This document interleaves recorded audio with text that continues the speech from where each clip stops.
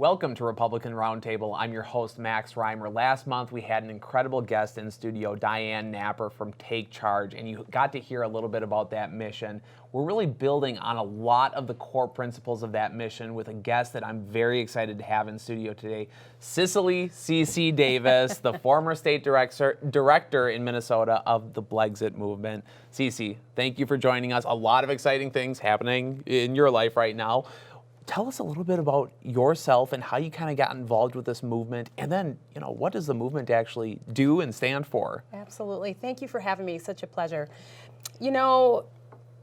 I believe in what Blexit stands for, and we'll talk about the name a little bit, Black Exit or Black Exodus of the Democratic Party. My motivation for joining this organization was simply about embracing truth, finding out my history, embracing my history, and how it relates to American history, and then ways that I can become the very best version of myself, and how I fit in this ideal, this American ideal, and participate in American exceptionalism. Like, what were you encouraged by, if anything? Yeah. So I noticed when I was going into the communities where it was predominantly people of color, there was always apprehension. Leaders were apprehensive. Number one, they hear Blexit, they automatically think that I'm coming to change their vote, Sure. right, to influence their vote. And they weren't open. And so I had to work really hard to get them to break down those communicational barriers so that I'm able to say, hey, I'm actually looking for ways that we can come together, find some common ground. If someone's hungry, let's just feed them. Right? If someone is without water, let's give them a drink, right? If a family is hungry for Thanksgiving, then by all means, Blexit will pay for your meal, and we did. We sponsored 2 families for Thanksgiving, and so there was a guard up. What inspired me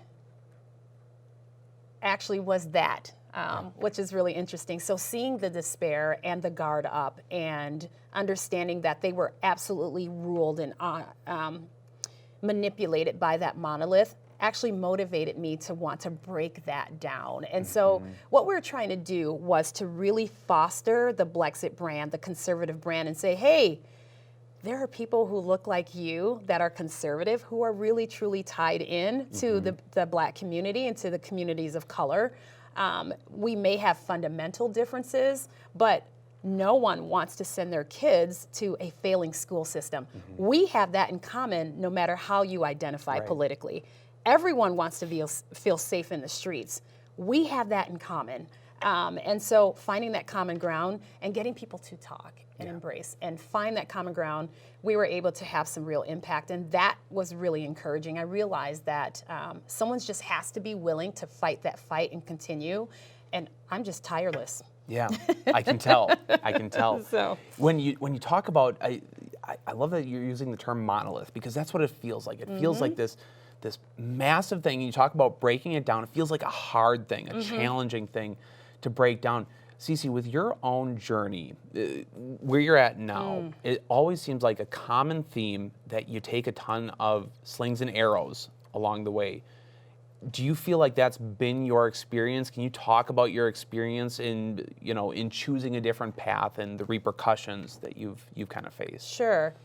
Now, I'm fortunate in that I've never been called a racial slur, at least not overtly to my face. That's never been my experience, which is why I stand by the statement that America is not a racist country.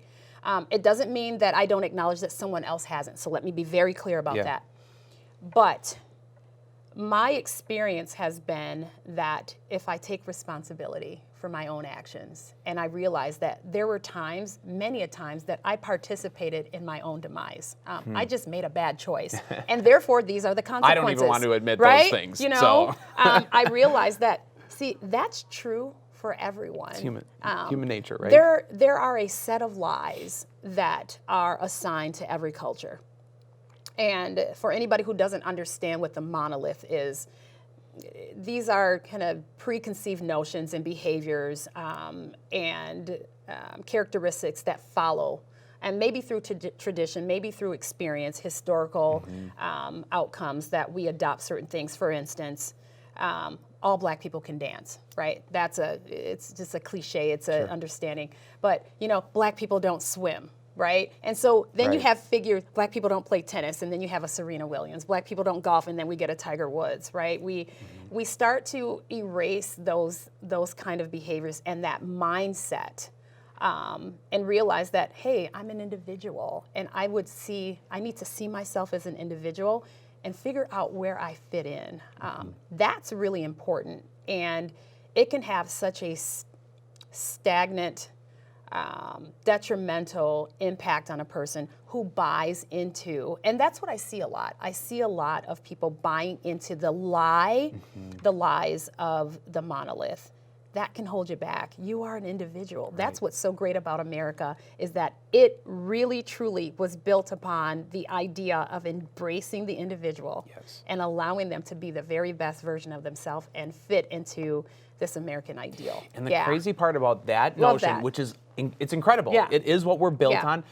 It seems like we live in such a time right now where no matter what your cultural background is, no matter what your political background is, your education, if you have a level of individual thought or carve out your own path, it seems like you take slings and arrows no matter who you are, or no matter what you're saying, or no matter what you stand for, which we all of a sudden we have a common plight here, because it's like, hey, Cece and I disagree on everything, but I will fight like heck for your right to say it or believe it. Right. And it seems like we've really gone away from that with COVID stuff and what have you.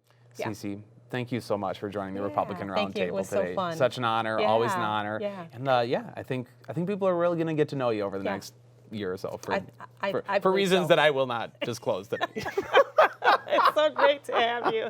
It's good to see you, Max. Thank you, Cece. Take care. This has been the Republican Roundtable. I'm your host, Max Reimer. Until next time.